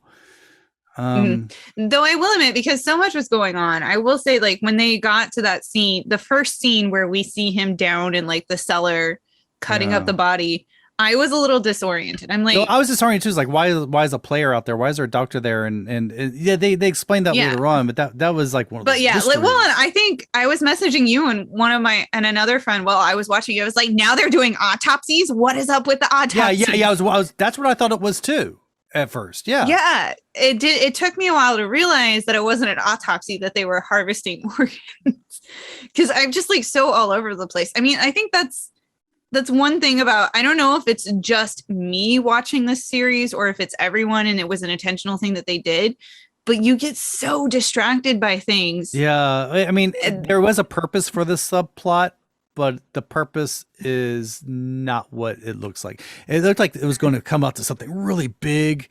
It was just like, it was just people being greedy. Right. Well, no, it comes out to something else later on. And I think in episode, what was it? Episode 5? It's 5. Yeah. Yeah. It comes out episode 5. I want to do this. I'm going to re-edit this whole part where they're getting the little canisters with their little dalgona in there, and how they do it. I want to edit it with a canned laugh track. Ooh.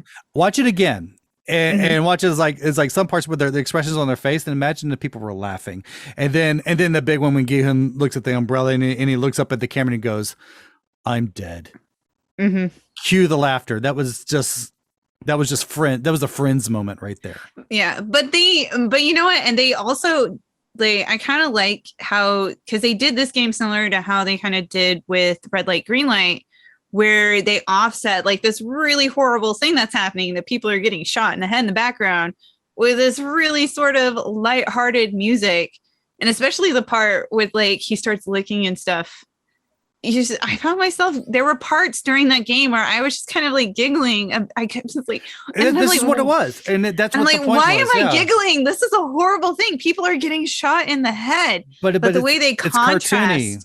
Yeah. Yeah. And the way that they contrast like the extreme violence that's going on with like the sort of lighthearted music and, you know, stuff. I was just like, this is really messing with my head. This is why I can only get through. Yeah, they were making the gunshots like in the background. It's like, so it was just like part of it's like birds chirping. It's the gunshots. Yeah, it's just like. Yeah. But focus on this. Don't pay attention to that. It's focus like, don't pay attention. Don't pay attention to the guy getting his head blown off behind you. That's just atmosphere. That's the music from the Hearts of Space that we got around here. Yeah. Yeah, it throws me off, except I believe, but we didn't get that with Tug of War. No, but I think that was funny. As one meme I've seen is where Gi-hun opens up his dalgona and it's a drawing of someone's butt and he's having to lick it. Oh no. I mean, I'm not surprised because people. Internet. Yeah, that's a funny. I love that. Yeah. And also we know at this point this is where the one square head manager gets he takes off his mask and he ends up getting shot. And this is how Mr. Policeman gets his square mask. He's levels moving on up. Yeah, he levels up. Yeah, but also but actually looking back, it saved him from getting caught at the same time. Because number 29, like the circle dude that he was supposed to go down and help with like the body organ people. That's why, because you remember when he gets caught during the Dalgona game, the guy is like, meet me later, to get some sort of chastisement. But then he goes down to like the furnaces and he changes his mask and he doesn't meet up with the dude later. Yeah. And then we find out the reason why he was supposed to meet up with the dude is not because he was going to get in trouble, because he was going to go down and help the dude with the organ black market thing. Yeah. So that's why I'm just like, you are seriously like the luckiest guy in the world, because at every single turn, he is like this close to getting discovered. Yeah. And he had like within the first, I think within those 2 episodes, because it's only episode 3 and 4 that he's infiltrated the game, right? Mm-hmm. So in just 2 episodes, every other, just like, how are you not caught? I mean, yes, I know they're all wearing masks, so you would think it'd be easy, but he has so many close calls. I'm like, oh God. Yeah. Junho, it's all the tension, man. It's all the close calls in here. Yeah. This is why I can only handle watching like a few episodes at a time, and then I have to take a break because I'm just like, I can't do this. I can't do this. Well, actually, I found myself shuttling. I run the cursor around the bar, across the shuttle bar, just to get an idea of like, I see like how many people are on this side of the play bar and how many people are left on this side of the play bar. Okay. I can handle this now. Mm-hmm. Especially episode 6 does that for me. Oh dear God.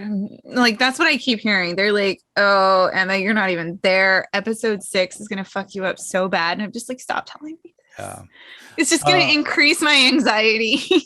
All right. We just finished 3. Now let's start 4. We're going to go through this one fast. Okay. Well, we've already kind of been talking about 4. Yeah, we've been talking about 4. It starts out with everyone in the camera in the control room and pointing out that they are intentional. They're supposed to look like video game consoles, but there's a type of video game console I don't remember in America, but it's very common in Korea. It looks just like a Pac-Man console, but it's small, so you can sit down at it. It's lower to the ground, and that's what these are shaped like. That's what these are shaped like. If you go to some of the family-friendly barbecue places and such, you'll see little game playrooms for the kids, and they have the game room, and they have a couple of these machines where you sit down and you play, it looks like a miniature version of an 80s arcade machine. Yeah. Mm-hmm. That's what they were supposed to look like, and they had the buttons and everything. And I was writing down what the camera controls were, which were in English, and I was like, I'm trying to figure out where they got this from. These were kind of like they were more like soundboard controls that record, that mute, solo, master effect. I don't know what CONV was. A latch, I wasn't sure what that was. Okay. Mm-hmm. Anyway, then also everyone's going back to their dorms, and suddenly I noticed this. Later, Dongjim. Mm-hmm. Yeah, so Doksu returns the letter to Minyo by sticking it up her butt. Another kid's thing. Come on. Yeah, which just Doksu. And then of course, then of course we get another stupid bunk flashback where Gi-hun remembers what Song-woo said before the game started. Like, we didn't need that. But this is what I don't like is about when they do Korean dramas, they really assume their audience is that stupid that they have to hold your hand the entire way. Like, we're gonna forget what we saw 5 minutes ago. Yeah. No, I mean, in my case, sometimes I do, but it just depends on how busy your scenes are. If you have like super busy scenes all the time, of course, I'm going to forget what I saw 5 minutes ago because I probably didn't see it 5 minutes ago, and I'm going to have to go back and watch it again.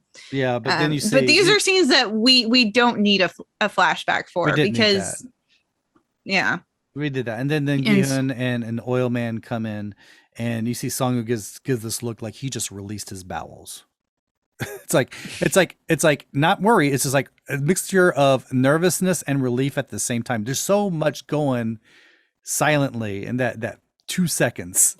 You can see a change going on, right? Well, and Kyun still has no idea that Song-woo knew what was coming and didn't stop him, and so like that's why I think you kind of start to see the growth starting to happen because Song-woo's just like, I don't know, I think he sort of suspected it, but then he just kind of like laughed it off later on. It could be, and maybe that's Kyun's coping it's like, method. Oh, you rascal! You know. Yeah. Maybe like that. He could be one of the. Well, I mean, I think it's obvious right now that Kyun doesn't like conflict. Yeah. And so instead, especially when like they're already in a high stress situation where they could die at any moment. So it's just like, you know what, maybe now is not the time for me to sit down and have a heart to heart with my friend and be like, yo, why'd you try to screw me over? Yeah. Yeah. Let's just be happy that we all survived. And let's just keep this team together. Yeah. And I mean, you know, Kyun, I feel like maybe it was a little bit before that, but I feel like episode 4 is where I really started to feel like, oh, Kyun might just be the heart of this team. Like he's the one trying to keep people together. He's the one that reaches out to Sebyok and is like, hey, you should join us. Yeah. And he brings, I mean, he brought in Oil Man. The old frail guy as being part of the team when everyone's kind of like, huh? What are you doing? He was like, no, we got to look out for each other. Yeah. And so, but he does it in such a buddy way. It's not like, and he does it in a way that's not like, hey, I think you're weak, I want to protect you. He's like, hey, you know what? We'll be the coolest team. We'll be buddies. Join us. Yeah. And he's like, hey, cool girl who likes to stand by herself. Like, I mean, he knows that Doksu. I mean, and because this happens like after Doksu kills the guy and they all realize like, oh, shit's about to go down. People are going to die in here once. Yeah. That's when he's just like, hey, because he knows Doksu's got it out for her.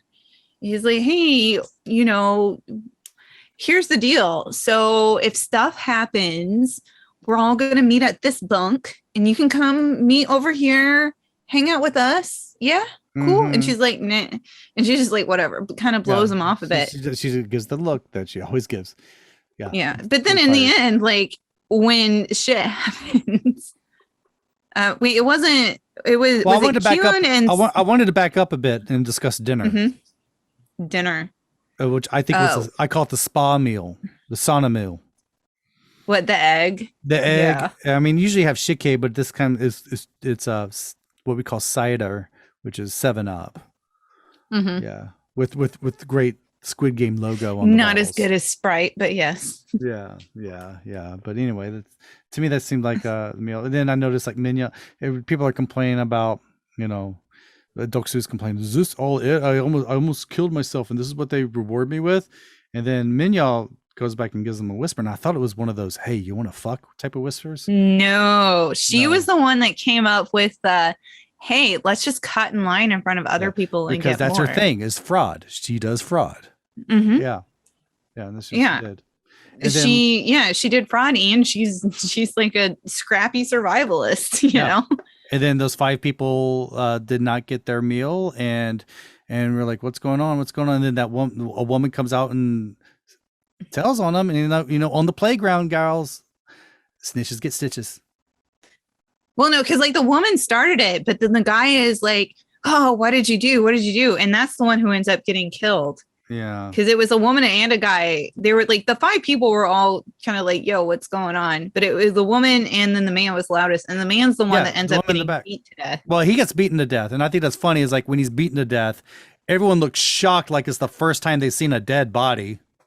Yeah. I think it was because, well, I can kind of get that because where they're at is supposed to be kind of like a safe space. Yeah. They're like, this is the place where we don't have to worry about dying because we're not playing any games here. Yeah. And then suddenly somebody dies. So I don't think it was like the shock of the dead body. I think it was the fact that he was killed in this common area dormitory by another player and nobody did anything. Yeah. Because that you can feel that shift when it hits everybody at the same time and they're like, holy shit. Yeah. You can kill somebody in this room. Yeah. And not only are you not going to get in trouble for it, it's going to add more money to the pot. So they kind of incentivized it. Yep. And that's when everybody realized there's nowhere we are safe nowhere. At first, they were just like, okay, we only have to worry about these games. But that was the moment they were like, shit, we can't sleep. Somebody's going to kill me in my sleep. Well, they realize, no one realizes this is the next game. This is the next game. And I call it, Actually, I call it playground jungle. It's it could be. It's when the teachers go away, and this is how the kids act when the teachers are out of the classroom. I mean, it could be. Like, the way I interpreted it, that was like, I feel like maybe they might not have thought, because I didn't catch on that it was the next game until later, but this could just be me. I feel like just the shock of like, holy shit, a player killed another player and they're okay with it. Nope. That was just the beginning of the game. Yeah, I didn't realize it, but you kind of see it later on, like even after, again, kind of getting slightly into episode 5, they're like, ooh, are we going to be safe to sleep tonight? Yeah, I know. And then Gi-hun is trying to protest against this, and he starts yelling at the camera, and I noticed Frontman's looking at him on his CCTV, and I'm like, wow, the CCTV really it pans like there's a cameraman there. Mm-hmm. It tilts like a cameraman is using it. Wow. I remember CCTV being that CCTV. It's great. Good. Yeah. Yeah. Maybe I'm just kind of like one of those gullible watchers, but it didn't quite hit me that it was another game. Well, until you told me, because you told me before I figured it out in the show. I did. I just did too. I just figured it out on my rewatch that. For me, it was when like, oh yeah, actually no. Looking back now, I realize I should have caught it sooner. No, don't blame yourself. Because before that, when Dr. Deadbody was down and was like, tell me the next game, blah, blah, blah, and they're like, just survive the night. But even at that time, it still didn't quite hit me that it was a planned game. I was still just like, they knew what happened upstairs and they know it's going to be a free for all tonight. It still didn't hit me that it was a game. And this not completely. It wasn't. This is what I thought was dumb too. Did they really have to sneak the paper in the egg to tell him what was going to happen upstairs? Couldn't they? I thought they already told him. Or something like that. Okay, so what were they telling the game after? I thought they already told him what the next game was, because when he immediately went up, they gave him the piece of paper and egg. Oh yeah, that's right. Okay, that's right. And because they could have just slipped the paper in his pocket. Why go through the trouble of somehow putting a piece of paper in an egg and cooking it and hoping it turns out okay? Here's a great idea. Since you already have him down in a clandestine cellar cutting bodies up, why don't you just flip and tell him then? Yeah. No paper necessary. No, because they were like, survive the night. Oh yeah, that's right. They didn't tell him. They were like, survive the night, find the strongest man, survive the night, and then we'll tell you. Okay, yeah. Because like I got confused because he went up and he went immediately to Doksu, and Doksu is like, fuck, you're not going to be on our team, dude. What are you going to do? Yeah. But then he like bartered the fact that he's like, I know what the next game is going to be. Yeah, that's how he barters that. And now I get it. He was like, I'm not going to tell you unless you keep me alive. And it wasn't because he was like, because he didn't know yet. Yeah. Now this is a detail. Like, this is a detail. Keep me alive, and I will tell you.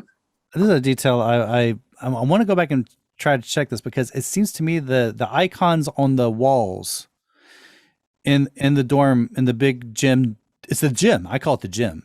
The gym. I go back and forth between common room and dormitory. Yeah, it's the gym. It looks like a gym. It's a gym. The paintings on the wall change, I think, because I do remember later on in the show, it's actually showing the games on the wall. And I actually haven't even noticed the walls. I thought they were just blue. I've been paying attention to it. You see little icons, and there's these little like scallop patterns with flowers. But then tucked away behind some of the beds, I wanted to look at this more closely. I was just trying to freeze frame it all. It looks like a stick figure of a person carrying what looks like a chair, holding a chair, like they're going to hit someone. Someone, tell me if you see it. I was looking for that too. Okay, I'm gonna be paying more attention to the walls as I watch the rest of the season. I feel kind of silly for the fact that like I mean I kind of had time to watch it today, but I had so much going on, and it was also kind of like I'm not ready to watch it yet. I also noticed this time during the big fight that Ali saved Gi-hun again.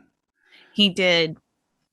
Someone was about to hit him, and then Ali was on the bunk up above and knocked the guy down. And then Ali ends up with the big guns. It's like he has the rail gun of bars. I mean, he was like the big strong guy. Right, the big strong guy. Yeah. Wait, but it was it just Sangwoo or was it Sangwoo and Gi-hun that saved Saebyuk?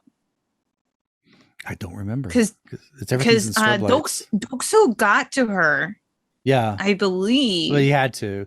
Yeah, and the sound effects they're using, over the top sound effects when they're stabbing people. And I know Sangwoo was there, but I can't remember if it was only Sangwoo or if it was Sangwoo and Kyun. Again, the strobe lights, it's really hard to tell. I might have to rewatch that scene. Yeah. Again. And I was shuttling back, and that's why those listening at home, we started the podcast a little late because I was shuttling back and forth between this, trying to find this stuff, and we'll figure out again what was going on.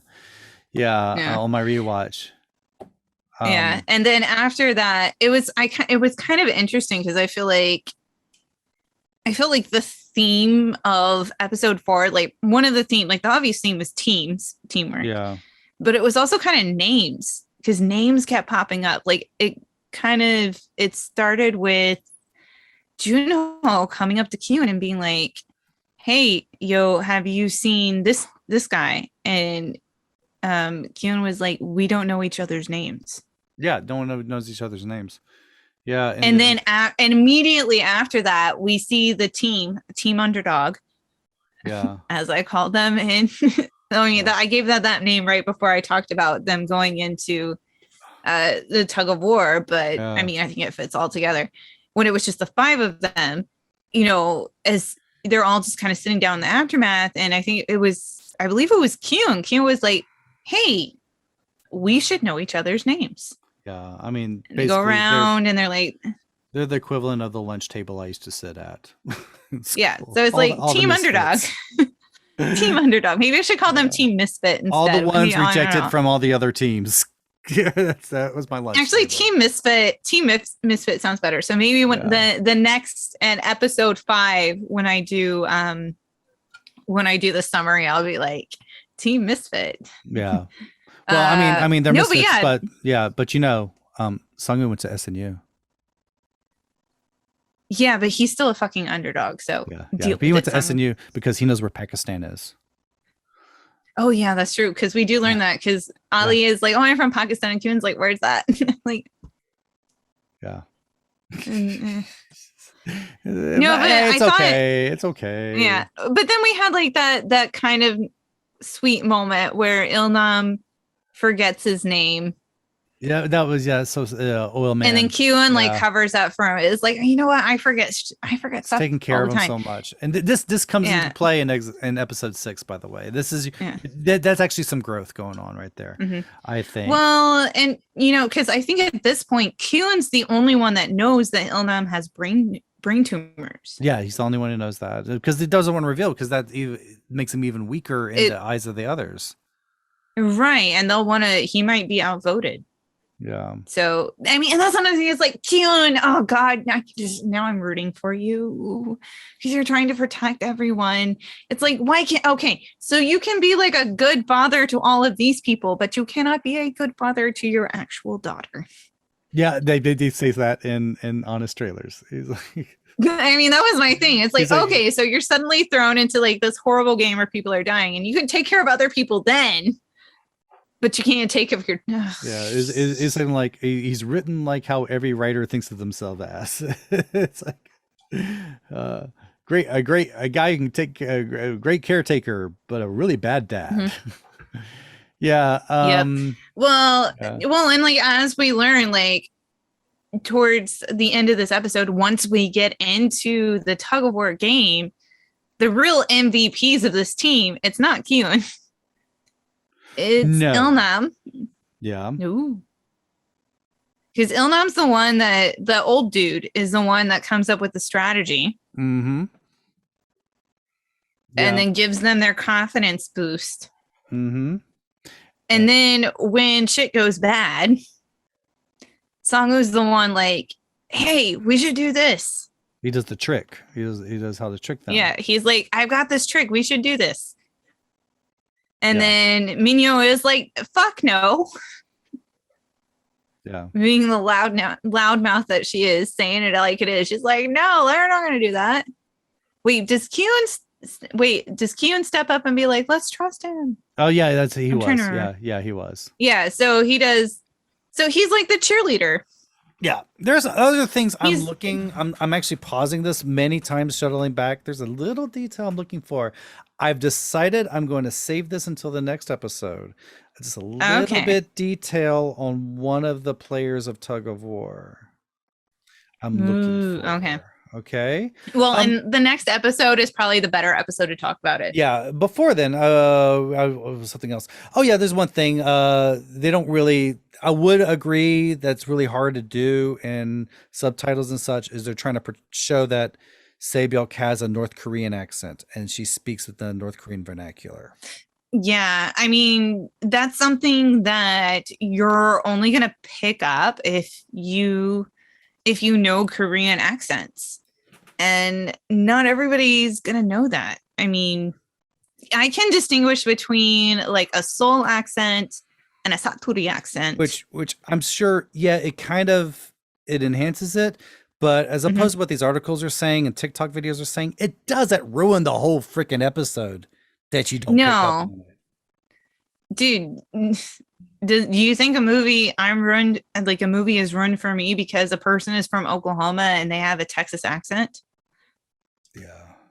See, that's the thing. Like dialects and accents, I mean, I get it. If an actor gets it right, it's amazing and it's awesome. But I feel like there are some areas where you got to give a little bit of leeway. Yeah, I mean, this might be kind of a leeway. I'm not quite sure how you're going to show a North Korean accent in English subtitles. Newsflash to a lot of gatekeepers who don't live in Korea. Inside Korea, if you have Americans and British talking, no one can tell the difference. Most people can't tell the difference between the accents.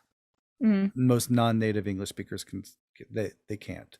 And I tell people what to look for when listening for the accents, and then they can pick it out. But even then, they're not 100% sure. It's difficult.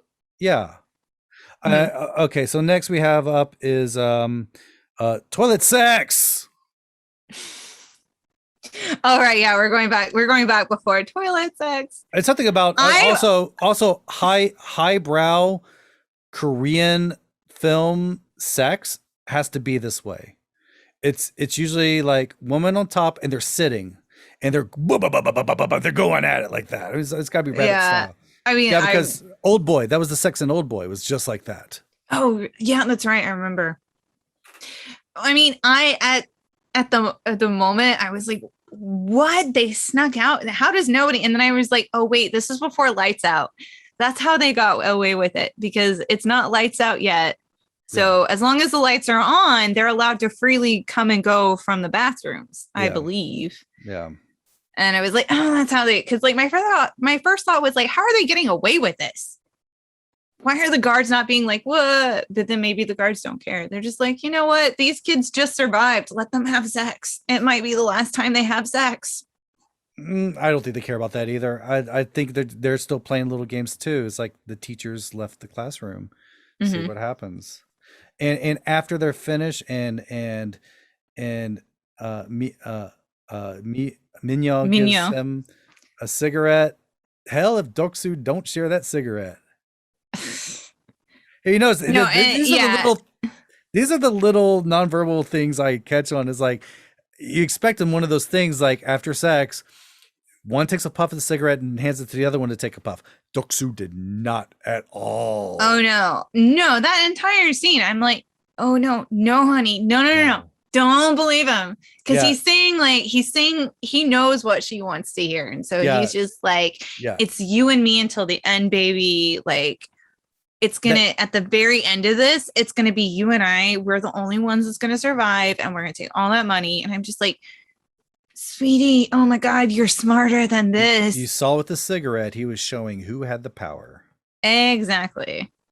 Yeah. And yeah, I was just like, no, don't. Even though I was super annoyed with her and I still wasn't sure if I liked her or not, I was still like, as a woman, I am just like, please, darling, don't believe him. I mean, okay, yeah, use that sex or whatever to get yourself ahead, because this is a dog eat dog world. And I mean, if you're gonna die the next day, why not? Yeah. This is not something I would ever condone in real life. But I'm just like, toilet sex? Oh yeah. Just using sex to get ahead? No. Toilet sex. No. Toilet sex is so gross. Okay, I'm nope, not gonna go there. I don't want to. No, it's gross. Toilet sex is gross. We're gonna quickly touch on the beginning of the tug of war that's in this part, and then we're gonna wrap up. We get introduced to what I call Jesus guy. Yeah. Wait. So we're gonna see more of him. More of him. A one-dimensional character to make a point. That religion sucks. Yeah, and they use him as a step. This really, I'm sorry guys. I know everyone's talking about how great the writing is, and this is not about the translation. This really reminds me of university script writing. I took playwriting classes in university, and it just reminds me of the first quarter, like how our scripts were, in which we were intentionally creating characters, and then we do political arguments between the characters and acting like that was conflict and that was character development. Acting like that was, it was like, but it wasn't if you only introduced those characters specifically for that moment. It was specifically for that, and it was, there's no depth to that. There were a few other characters we're going to meet later on. Yeah, but we did meet a character who I feel like is going to become significant later on. Who? Number 240. I don't remember the numbers. Player 240. The other girl. Oh, Ji-young. I think Ji-young. Sae-byuk's like other half. I love Ji-young. I think I called her as like who I think is Sae-byuk's soulmate. I think I called her Sae-byuk's soulmate. I think that now my summary. They would be a great couple, great gay couple. Whether it was like a gay couple or just best friends for life, whatever. Whatever. BFFs or toilet sex. They're just like soulmate can be whatever, and I'm just like, these two women were made to be in each other's lives. They were great with that first meeting. First meeting. And she comes back and Sangwoo is like, you brought another woman? She's like, yeah, so what? I'm so bracing for myself when you contact me after you watch. I know. Oh, it's good. I love Ji-young. That first meeting between the two of them. Yeah. And it's like, I mean, when we, just in the future, when we get to know her, it's like, I kind of want to watch her story rather than these guys' story. It's like, forget those guys. This is the one I'm interested in. I want to watch a show where she's the star, because I really like the actress. The actress is really good. And things are really good. But yeah, we do get annoying Jesus guy. A little bit of trivia is Oil Man. I still call him Oil Man. Old dude. The strategies he's giving are the exact same strategies the writer-director used when he was a kid. Well, that makes sense. Write what you know. Yeah. And he obviously was like, hey, I freaking know how to win a tug of war. Yeah, I was reading some Korean language interviews with him, and he was showing that a lot of the strategies people are using are the strategies he used as a kid. Well, yeah, that makes total sense. I mean, and I also thought it was like watching that scene. I felt it was a really great scene. So you had the voiceover of Oil Man Ilnam 001. Yeah. Like telling them what to do and doing it at the same time. I was just like, they're gonna win. They're gonna win. And then, oh no. And then you're like, oh shit, no, they're not. Oh god, no. And you're like, black. Yeah, that was good. I shouted so many obscenities at my screen before, like, after like 10 seconds, I remembered that I'm watching this on Netflix and the next episode is going to automatically play. Yeah. But, you know, I'm from that era where your favorite TV shows, you had to wait 1 week until the next episode came out. Yeah. So my knee-jerk reaction is to be like, you motherfucker, why would you do this to me? Oh my God. And I was also angry because I was going to stop after episode 4 that night because it was already getting kind of late. Oh, that's when you said you had to watch the first 10 minutes of 5. Oh, yeah, okay. I was like, I have to watch I have to watch. Yeah. I was like, okay, well, then after that, you can stop. Yeah. Yeah, I was like, I just have to watch. I got to know what happens. Yeah. A little bit. It's not really trivia, but it's something a lot of people were questioning, including me. The announcer voice, if you're listening to the Korean version, sounds the announcer voice that explains the games and tells everyone it's dinner's ready and stuff sounds very much like the Seoul Subway announcing voice. Actually, you're right. It is. I didn't realize that until you mentioned it. It is not her. Oh, but I mean, I think it's just like that type of voice. But she works for the company you work for. No wonder she sounds familiar to me. Yeah. So she does a lot of voiceovers for things. Yeah. I have probably heard her before. She's a voice you've heard before. Yeah. She's one of the top. She's a top voice acting talent. Yes. Okay. She's a voice that I have heard before. She probably works on my floor. Possibly. I mean, there's a room that I walk by every day when I go to work that says voice actor, actress room. That's where they hang out before they record stuff. Oh, okay. And I believe they record it on the floor where my office is. So if you can get the guest pass to go in there, all I gotta do. There's not like a keypad or anything. I probably just turn the doorknob and be like, hey, what's up, yo? All the lemon tea you could drink. Yeah, that too. I mean, what's his face? There's like a comedian dude. He's got like the hair.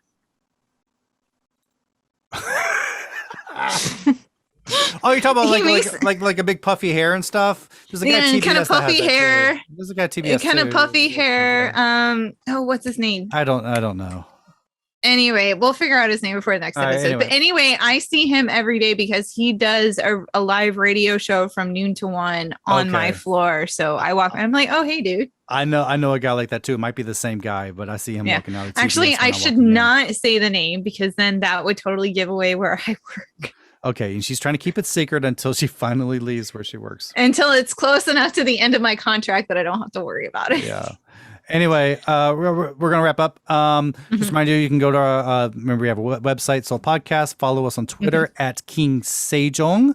On Facebook at on facebook.com/SeoulPodcast.